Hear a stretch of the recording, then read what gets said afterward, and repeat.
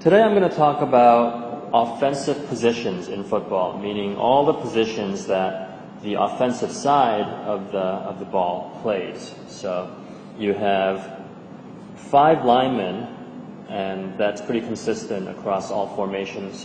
You have the center, you have the 2 guards, left guard and right guard, and you have the left tackle and the right tackle. And all of these guys make up the offensive line, or the O-line.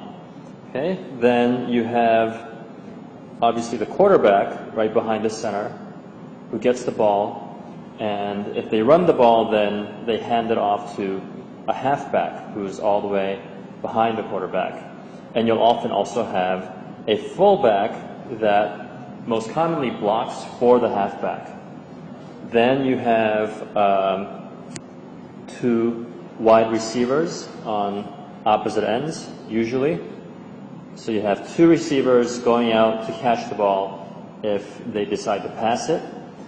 And finally, you have a tight end. This is sort of a hybrid lineman / receiver. He can either block if they're running the ball, or he can go out for a pass if they're passing the ball.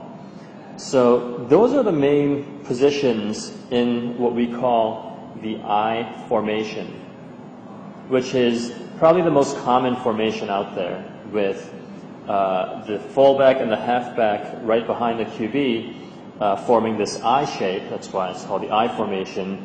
And you have 2 receivers on opposite ends, providing that balance, and the tight end, which, depending on which side of the ball he's in, kind of unbalances the line. Now, off of this main formation, you can do a lot of different things and switch things up, depending on what situation you're in. For example, if you really wanted to pass the ball and give yourself the maximum number of options, you can take one of the running backs and substitute him out for another receiver. Right, so maybe another wide receiver there.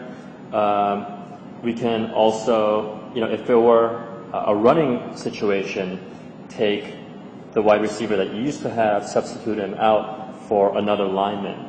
Right, so you'd have, in this case, 1, 2, 3, 4, 5, 6 linemen with a tight end instead of just 5.